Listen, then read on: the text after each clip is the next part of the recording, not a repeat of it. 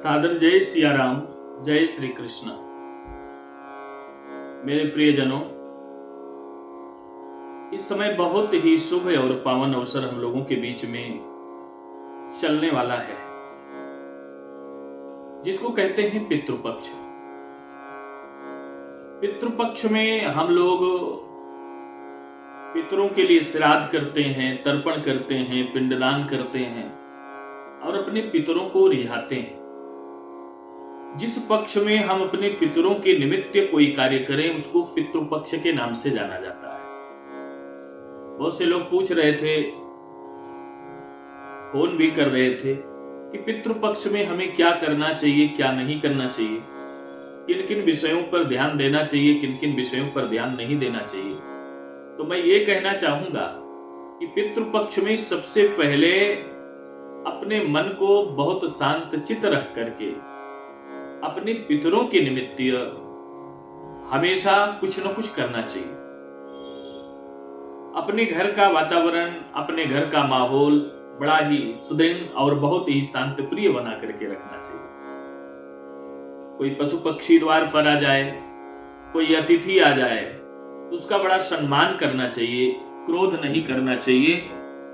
क्रोध करने से हमारे पितृ नाराज होते हैं। हो सकता है कि उसी के रूप में हमारे पितृगण पृथ्वी लोक पर आकर के विचरण कर रहे हों और हमें दर्शन दे रहे हों, हमें आशीर्वाद दे रहे हों। इसलिए हर प्राणियों का आशीर्वाद हमें प्राप्त करना चाहिए।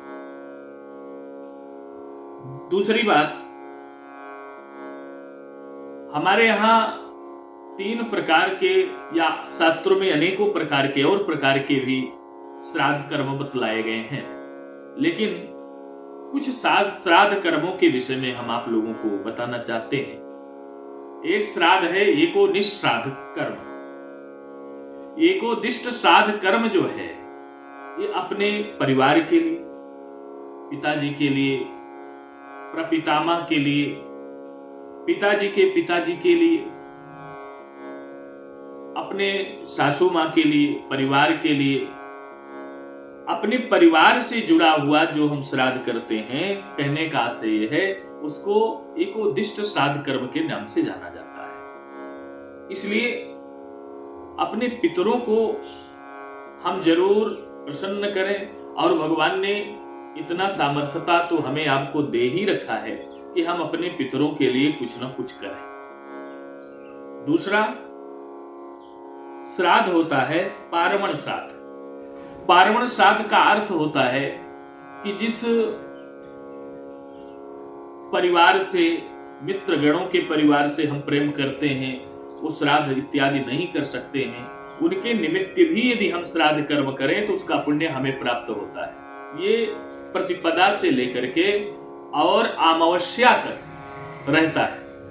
हम किसी भी दिन श्राद्ध करें और जहां तक हो सके अमावस्या के दिन, पितृपक्ष के अंतिम दिन श्राद्ध कर्म करके अपने पितरों के निमित्त या जो भी मेरे इष्ट मित्र परिवार के लोग हैं जिससे हम जुड़े हुए हैं, वो श्राद्ध कर्म नहीं कर सकते हैं, पिंडदान कर्म इत्यादि नहीं कर सकते हैं, तो उनके लिए हमें पिंडदान श्राद्ध कर्म स्वयं करना चाहिए अगर सामर्थ्यवान है तो। और तीसरा है नांदी श्राद्ध।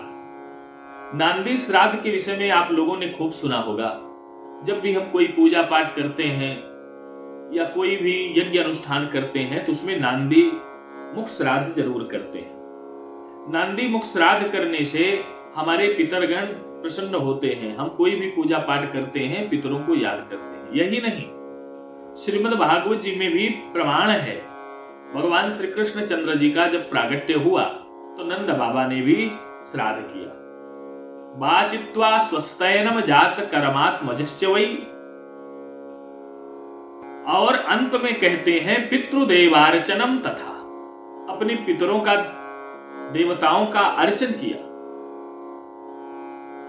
कारयामास विधिवत पितृदेवार्चनम तथा, पितरों का, देवताओं का अर्चन करने से हमारे सारे मनोकामनाओं की पूर्ति होती है।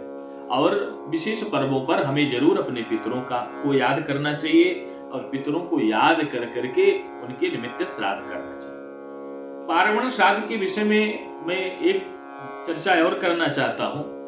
आप लोगों ने सुना होगा कि भगवान श्री सीताराम जी ने भी गीधराज जटायु के निमित्त श्राद्ध कर्म किया, पिंडदान किया। बल्कि गीधराज जटायु ने भगवान की गोदी में ही अपने प्राणों का परित्याग किया। लेकिन फिर भी भगवान श्री सीताराम जी शास्त्र के वचनों को मानते हुए क्या गीधराज जटायु उतर नहीं सकते थे? अरे तर सकते थे, क्योंकि भगवान की गोदी में मृत्यु हुई थी। लेकिन नहीं, भगवान वेद शास्त्रों को मानते हुए, धर्म शास्त्रों का सम्मान करते हुए उसी प्रकार से कर्मों को कर करके गीधराज जटायु के लिए भी पिंडदान इत्यादि किया।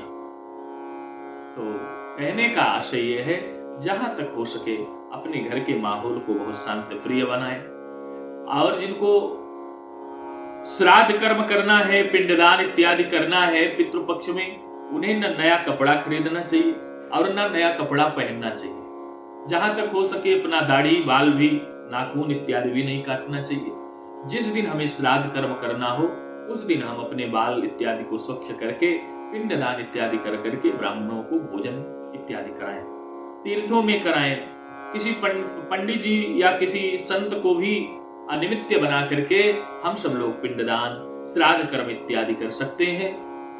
हम लोग साल में बहुत से कार्य करते हैं, लेकिन जिन पिता के द्वारा, जिन माता के द्वारा, जिन पितामह के द्वारा हमारा नाम है, सम्मान है, जिन्होंने हमें सब कुछ दिया है, यहाँ तक जिन्होंने हमें जन्म दिया है, उनके निमित्त भी हमें आपको श्राद्ध कर्म, पिंडदान इत्यादि करके अपने पितरों को संतुष्ट करना चाहिए। ऐसा करने से हमें आपको सुख, समृद्धि, ऐश्वर्य की प्राप्ति तो होती ही है, और जो हमारे पितरगण इधर उधर भटक रहे हैं उनको भी परम मोक्ष की प्राप्ति होती है। ये वीडियो यदि आप लोगों को अच्छा लगा हो तो जरूर और सनातनियों के पास इसको शेयर करें, इससे वो लोग इस वीडियो का लाभ ले सके और अपने पितरों के प्रति उनका क्या कर्तव्य है, क्या दायित्व है, उसका निर्वहन कर सके।